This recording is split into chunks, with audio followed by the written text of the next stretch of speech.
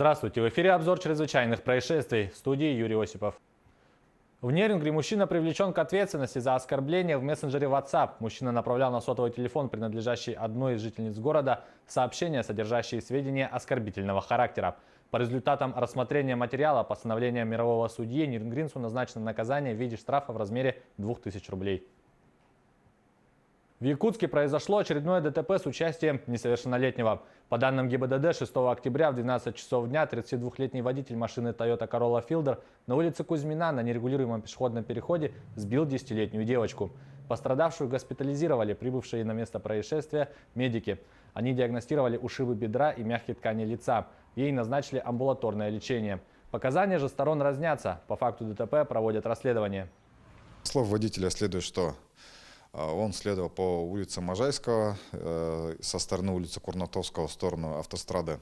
Скорость автомашины была примерно около 40 км в час. Следуя по правой полосе движения возле дома номер 17 улицы Можайского на нерегулируемом пешеходном переходе неожиданно выбежала девочка, и он не успел остановиться, в результате чего совершил наезд на нее. Отец ребенка в своем объяснении написал, что ее дочь по пути в школу начала переходить проезжую часть по нерегулируемому пешеходному переходу, и в этот момент ее сбила машина. Из-за короткого замыкания в одном из классов средней общеобразовательной школы номер 16 в Якутске эвакуировали учащихся. В пресс-службе МЧС России по Якутии сообщили, что горения не было. На место выезжали пожарные. После проверки дети продолжили обучение. В Хангаласском районе Якутии сотрудники ГИБДД на 1073-м километре федеральной дороги Лена остановили микроавтобус Toyota Hiace под управлением 39-летнего водителя. В салоне микроавтобуса находились 10 детей 2004-2005 годов рождения и 2 сопровождающих взрослых. В ходе разбирательства выяснилось, что дети ехали с соревнований из Благовещенска в село Нижний Бестях Мегино-Кангаласского района.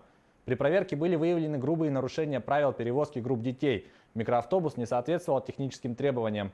В отношении водителя составлен административный протокол. В отношении организаторов поездки в настоящее время проводится проверка, по результатам которой будет принято решение о привлечении их к административной ответственности.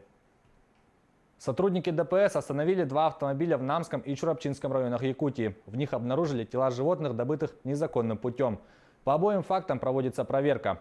Первый случай произошел 3 октября около 11 часов утра на 187-м километре дороги Колыма. В автомашине УАЗ «Патриот» с 2 охотниками в ходе досмотра обнаружили разделанную и упакованную в фасовочные пакеты в ящиках и мешке тушу косули и зайца. Кроме того, обнаружено огнестрельное ружье МР-155 12-го калибра. Второй случай произошел 6 октября около 4 часов утра на автотрассе Намцы-Орголох на 7-м километре от села Намцы. В машине УАЗ-31512 с 4 охотниками обнаружили 4 туши косули, 2 зайцев и охотничий карабин «Вепрь». Разрешения на добычу охотничьих ресурсов при себе охотники не имели. В Мирном осудили 50-летнего мужчину, убившего жену. В ходе предварительного судебного следствия установлено, что в конце июня 2017 года между мужчиной и его женой произошла ссора, в ходе которой мужчина несколько раз ударил жену, после чего толкнул ее. По сведениям следкома, потерпевшая упала и ударилась животом о деревянный 8-угольный табурет, а также головой, телом, конечностями, шеей об пол, получив телесные повреждения. От полученных травм она скончалась в реанимационном отделении Мирнинской центральной районной больницы. Обвиняемый вину не признал, в содеянном не раскаялся. Несмотря на данные обстоятельства, следствие собрало доказательства, подтверждающие его виновность. Приговором суда ему назначено наказание в виде 8 лет лишения свободы с отбыванием наказания в исправительной колонии строгого режима. Кроме того, в ходе выяснения причин и условий, которые способствовали совершению преступления, установлено, что осужденный ранее неоднократно применял насилие в отношении своей супруги. В этой связи в адрес начальника отдела МВД России по Мирнинскому району внесено соответствующее представление. Авария бензовоза в Демократической Республике Конго унесла жизни почти 40 человек. Подробности в репортаже наших коллег. Страшная авария произошла на западе Демократической Республики Конго в выходные.